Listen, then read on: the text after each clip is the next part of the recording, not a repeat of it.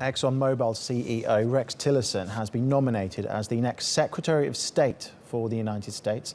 President-elect Donald Trump made the announcement on Twitter. Tillerson's appointment now needs to be approved by the Senate.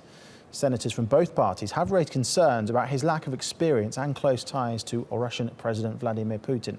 But in a tweet, Trump said, "The thing I like best about Rex Tillerson is that he has a vast experience at dealing successfully with all types of foreign governments."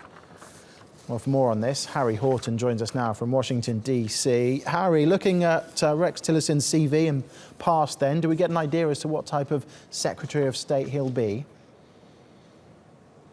Well, I think Donald Trump sees in Rex Tillerson many similarities with himself. He's run a big global business empire. Rex Tillerson worked in more than 50 countries around the world. And although he has very little formal foreign policy experience, Donald Trump clearly impressed with his diplomatic skills when it comes to running his company around the world. We'll now be looking for clues as to how Rex Tillerson will try and lead America's foreign policy. We know that he's been quite critical of the Iran nuclear deal, which is a signature part of Barack Obama's administration.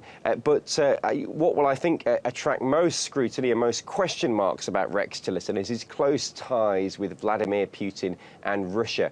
He was awarded the Order of Friendship medal back in 2013, and many people say he's one of Vladimir Putin's closest American friends. So those close ties to Russia could prove difficult for him when it comes to his nomination by the US Senate. It's perhaps a brave decision from Donald Trump when you consider that his relationship with Russia is under scrutiny in such a way.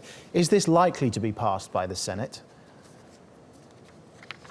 Well, I think it's the one nomination Donald Trump's made so far that will perhaps be most closely scrutinized by the Senate. Several Republican senators have raised questions about Rex Tillerson's nomination, most notably Marco Rubio and Senator John McCain, both very senior Republicans, and they are particularly concerned about these close ties that he has with Russia. Now, it's very rare for the Senate to reject a nominee by a presidential candidate. It was back in 1989 the last time that they did that. But I think Democrats will sense that they have a chance of rejecting this nomination and perhaps